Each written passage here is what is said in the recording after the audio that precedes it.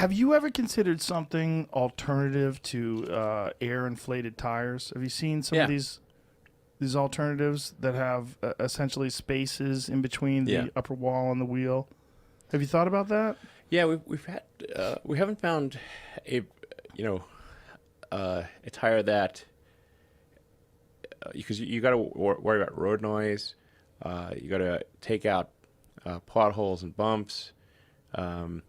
You got to have good grip, but you also want to have low rolling resistance so that you get good range. Those are a lot of things to try to put into one tire. Then if you also say, and it can't have air, it's like, this is hard. But I'm talking to a guy who's putting people on Mars. You can't figure out an airless tire? It's an incremental constraint.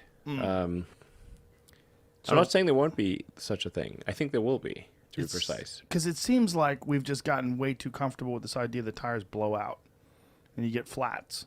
It's very annoying. Flats are annoying. Yeah, very annoying. Yeah. Non-sport tires, by the way, are much less likely to have flats because they have more bounce. They go, let's say you hit at the edge of a pothole. Mm-hmm. If you got more rubber wall, you got a longer way to go before you pinch the tire. So, sport tires tend to have more flats, especially in LA potholes. That's the worst. Yeah. Well, there was one particular pothole on Sunset Boulevard. They would just take out so many Model S, like a boom, boom, both sides of the car. Really? Yeah. Damn. Steven Spielberg was actually once. It's like, hey, Steven Spielberg is like, two tires went. I was like, God damn it, I know that pothole. I feel like you could pay to fix that. I mean, fix that pothole. It seems like that's actually, it would be like, man, there sure are a lot of taxes in California for roads this bad. Yeah. The place is a mess. Yeah. So ultimately, one day that's a possibility of having some sort of an airless tire. Because I've seen prototypes. I've never seen one on an actual car in physical, in real life. Yeah, I think the technology's gradually getting there. And I think for something like a robo-taxi where you want to have the tires last for a long time and not go flat, this is going to make a lot of sense.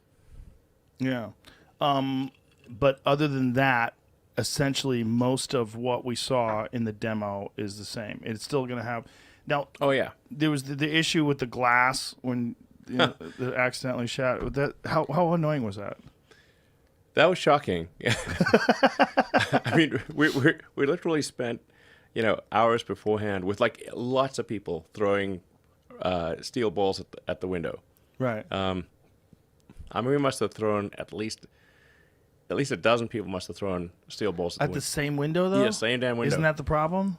Yeah, it turns out that might be the problem. If you keep throwing steel balls, eventually it's going to break. and I did ask Franz to really wind up and give it all. Ooh. And I should have like, take it easy. Yeah. Give me a you don't fake need to wind up. Yeah, we don't need the fastball. But I did ask for the fastball, and like, okay, let's go for the slightly slower ball. Do you think it was because you guys were hitting the sidewall with a sledgehammer first? That could be. Like, we're trying to figure out how the hell this thing break because, I mean, we were just bouncing steel balls off it all day. Right.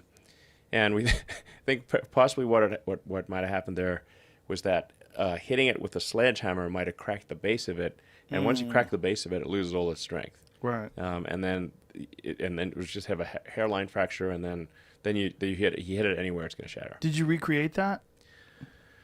We didn't. It's also hard with test glass, like with like when you actually do production glass, it's much more robust than demo glass, because production glass like demo glass you just can't make. You have to have like massive tools and ovens and everything to make the production glass. It's like, and if you don't, that takes a while to do. So the production glass is always better than demo glass. Nonetheless, it should have worked. And it was probably because we whacked it with a sledgehammer and then threw the steel ball at it. but it will be bulletproof to a handgun. Now, why did you decide to do all that? Make it bulletproof and make it like you could hit it with a sledgehammer. Like, what was the motivation to make it different than just like a Model S? I mean, I think it's like what's cool about a truck? Trucks are tough, and like, okay, what's tougher than a truck? A tank. What about a tank from the future? Okay, now you have a tank from the future. Okay. Yeah, that's bulletproof. Yeah. And how's that compared to it's way tougher than a regular truck. Look, it's fucking cool. Yeah. There's no doubt. That's an armored having personnel something that's character from the bulletproof. future. That shit's being like a Halo with a rocket launcher in the back. Have you thought about doing something like that? Somebody's gonna do it for sure. For military use? Yeah. Seems like it. I mean, I don't know. That sounds like it'd be fun. I mean, you should like, cruising around the field and like loving shooting rockets. Now, is there ever a possibility that these things are going to be solar powered? Is that someday? Is the solar technology going to get to a point where it's kind of a surface area issue? So, I mean, I think we could possibly put the cover of the truck bed, put some solar cells in that. So if you just leave it out in the sun, probably recharges a few miles a day type of thing. Oh, it would only be a few miles. Yeah. But what about one day? Is it possible that technology could evolve to the point where they could extract more? No, really? No, it's so there's about 1 kilowatt per square meter of solar energy, and then you're going to get probably 25% efficiency. So you got 200 watts per square meter, and then that's assuming that you're normal to the sun. So like you're at the right angles, basically, like are you facing the sun or not? So when you add all those things up, you say how many square meters can you really get, and then how many watt hours per mile. So it is basically, if you could do 10 miles a day, you'd be lucky. Really? Yeah. And that's not going to change? No.